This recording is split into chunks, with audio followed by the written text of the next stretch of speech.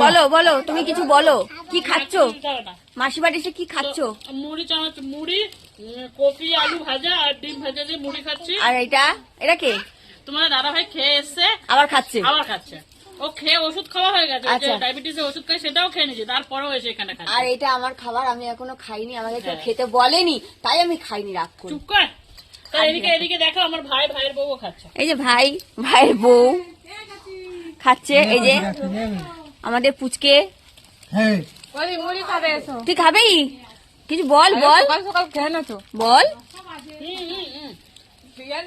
কি মিষ্টি খেতে এগুলো, ওলকপি। হেভি মিষ্টি। বাগানের তো সেজন্য। তো দাদা আপনি কিছু বলবেন? ও এখন বলতে পারছেন না, আচ্ছা ঠিক আছে। তো চলো খেয়ে নি, পরে দেখা হচ্ছে।